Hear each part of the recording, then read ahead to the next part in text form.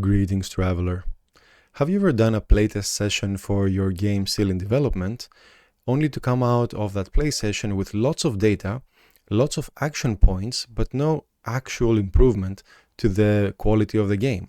So you implement all the feedback, you try to address all the issues you found during the playtest session, but somehow the game never seems to improve in any substantial way, and that is seen most of all in the sales of the game and the engagement.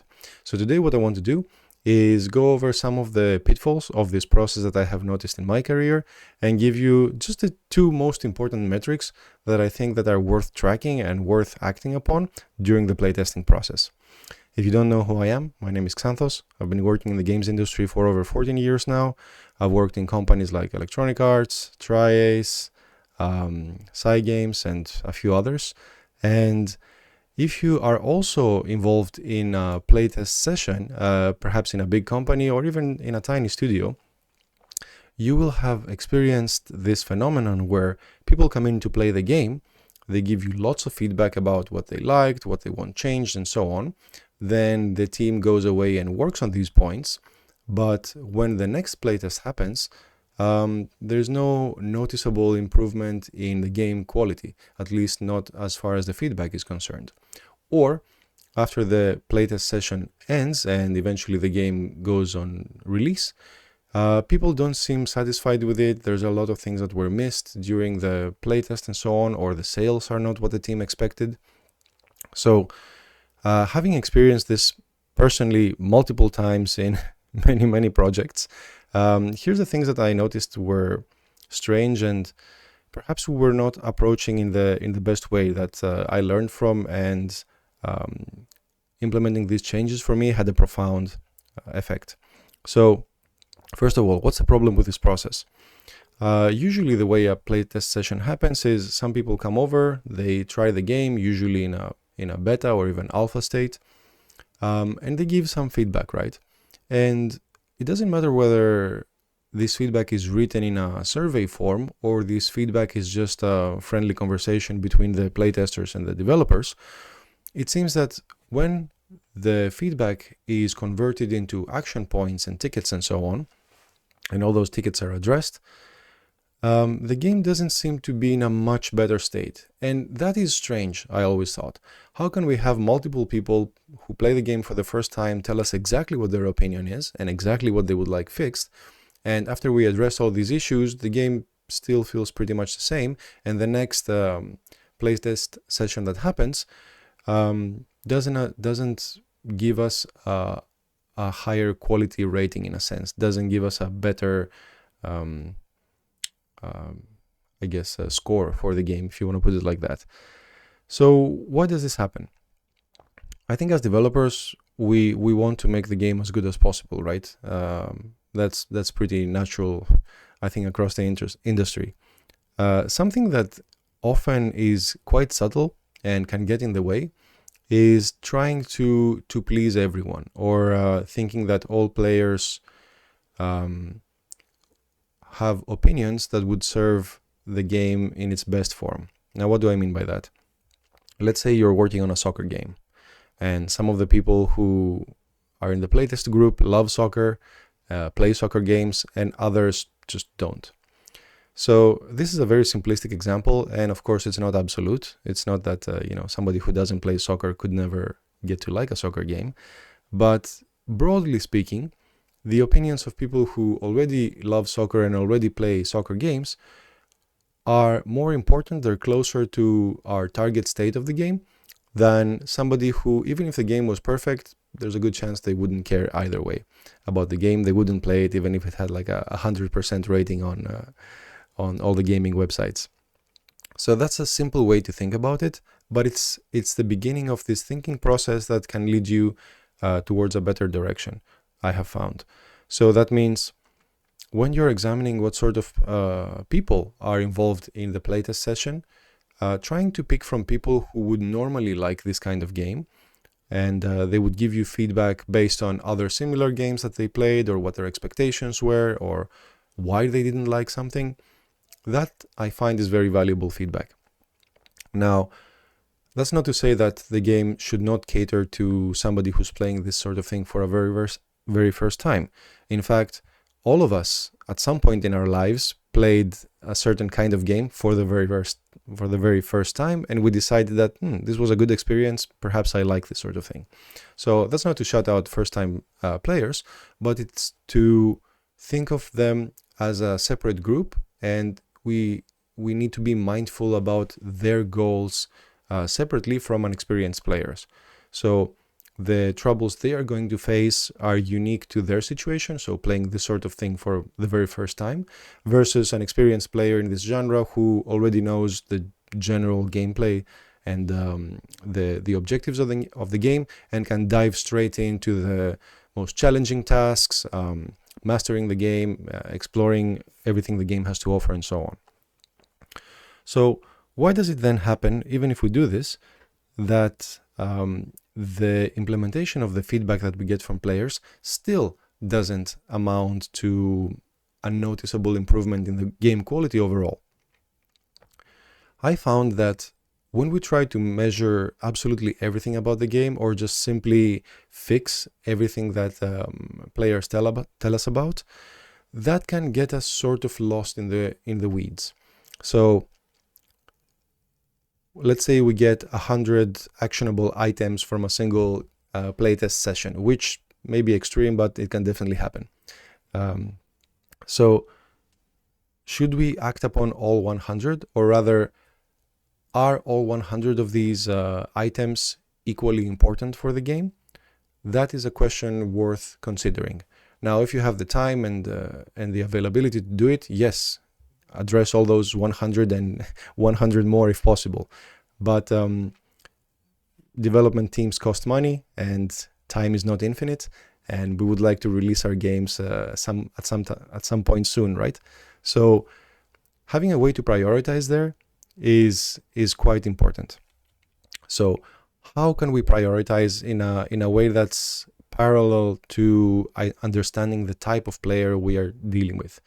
So after we understand what each player wants from the game, I find these two metrics to be extremely important when addressing all the feedback we get. So the first metric is play time. So it doesn't matter whether you're making a very quick and easy mobile light game that's only meant to be enjoyed for 30 seconds at a time, or you're making the grandest MMORPG of all time, which takes years to complete. Every game expects for the user to spend some time in it. Now, this is not to say that players must definitely spend X time in your game, otherwise it's not good. But I found that when we have a clear goal in mind for that time, we can compare it to the real world experience. So for example, like I said, let's say that the core loop of your game is, 20 minutes. So in 20 minutes, you can maybe find a boss, go out, defeat the boss, and come back with the loot. Or in those 20 minutes, you can play, let's say, fast-forwarded soccer match, or do one race in one racetrack. Whatever the situation may be, you have an ideal time in mind. So if the player would have, let's say, 1 hour to spend on the game, and you know that one session would last 20 minutes, then you would expect that somebody who enjoys the game would play 3 sessions in that 1 hour. So if that doesn't happen, that is an indication. So if players stop the playtest earlier, assuming that you didn't tell them to play for an hour as a instruction of the playtest, if you let them play as much as they want, if they play less than 1 hour, then perhaps examining why that is so is going to be of benefit. So we know from the games we all love that you want to play them for a really long time, right? You want to play for hours every day if possible, especially for the very favorite games that you have. So if someone new coming to the game likes what they see there, and they find new enough content to be engaged, and the game is challenging in just the right way, you would expect them to be pretty engaged and play the game for minutes, hours, days, and so on. So tracking the engagement of the player during the playtest is a really good indication. And if that engagement falls short of your expectations, then you can dive in directly into the reason. So was it because the player didn't know what to do? Was it that they ran out of objectives to do, so they cleared all the content already? Or was it because the game was not challenging enough? So they thought, there's 10 enemies to defeat, but I beat 3 of them super easy, so, this is too easy for me. Or the opposite, the game is too hard. So on the very first challenge, they tried 3 times. This is, by the way, as far as most people would go. In fact, most people would quit after the first or second try. They fail a task, especially early in the game. That's just my experience. So if the game is too easy or too hard, that might also impact the time they're willing to spend on the game. So that is important, not only for that first playtest session, but for the subsequent playtest session, when the team has had time to address these issues and work on the game a little bit and does a fresh playtest session to see how this metric improved. So after working on these items, seeing how much the average playtime changes from one session to the next is an excellent metric, in my experience, to see if the game is, in a simple way, good enough to play for an hour, 2 hours, or whatever the player desires. So I have found this to be super helpful, and I really recommend it. The other one has to do with money directly, because, nowadays there's the expression of voting with your wallet. I really like this expression for games because it sets a very clear difference between talking about a game and talking about your experience, which people could do for a very long time, and actually, to use another expression, putting your money where your mouth is. So if you say you really love a game and you would play it for hundreds of hours, that assumes that you like the game enough to actually buy it. Or if the game has multiple expansions and you like the first ones, then probably you would buy the others. So taking action in that sense and showing that, the player showing that they really enjoy the game and they want to keep enjoying it, and so they would be willing to buy the game or buy the expansion or the item or the character or whatever it is that you're testing, is an excellent indication to see if it is really valuable to the player. Valuable in a real world sense, in a very practical way, not in a conceptual, theoretical way. So you might be wondering, well, but if my game is not released yet, how am I supposed to test this? So I found one way to test this that is extremely effective, especially in the playtest phase. So how can you make sure that people like the game enough to want to buy it? I found at least that if you ask them, if you talk about it, if you make conversation, because people have this interpersonal social network that we do, we always think of the other person. So seeing a game online with a buy button next to it is a different experience than your friend asking you, hey, do you want to play this game together? If your friend asks you, you have a lot of motivation, separate from your own motivation to play that game. You have additional motivation from your friend to make that purchase. But if you're just looking at the game and you're just seeing its graphics and so on, and you're wondering whether to buy it or not, it is way easier to think, this game looks cool, but maybe it's not for me. That is to say that in that space where there's the absence of the human input from someone else, you can see a much more honest response from people. At least that's what I have found. What does this mean? When we're doing this playtest and we want to accurately gauge really how interesting players find the game, I found it really effective to have a form at the end of the play session, not time-based, but when the players, complete the test stage or the objectives that you set, when they completed that, when they've essentially run out of content, implicitly showing you that they enjoy the game enough to complete the content that's available. So after that, asking them if they would actually like to buy the game or pre-purchase the game or something like that. Now, of course, the game might not be complete yet, so I don't know if it would be a good idea to offer it for full price, but if the game is, let's say, 70% complete, then perhaps giving them a 30% discount makes sense. But I leave it up to you to decide exactly how much you want to charge for or what discount you want to give and all that. The important thing is that if you ask yourself, the player, if they would like to buy the game at the end of the session, they would say, yeah, when it's out, I'll definitely check it out. And you have no way of knowing if that's genuine or not. Even if they say, oh yes, I would definitely buy it, you still wouldn't know.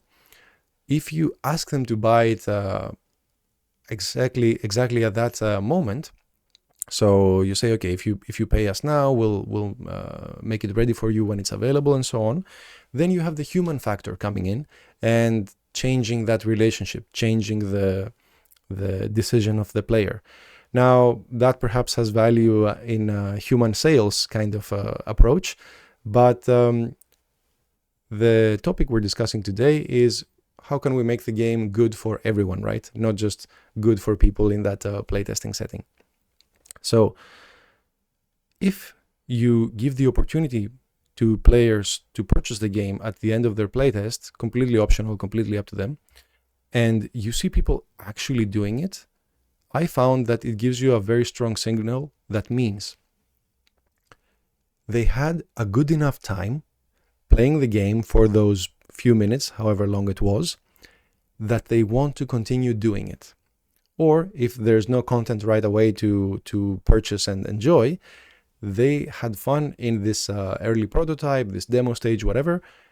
And when the game comes out with the full graphics, with the full content and experience, they want to be the first ones experiencing that. And that is where the discount becomes an incentive here. Because if it is a game they would love and they know it already from the playtest, then they know they're going to purchase it in the future. So especially if it's in their favorite type of game.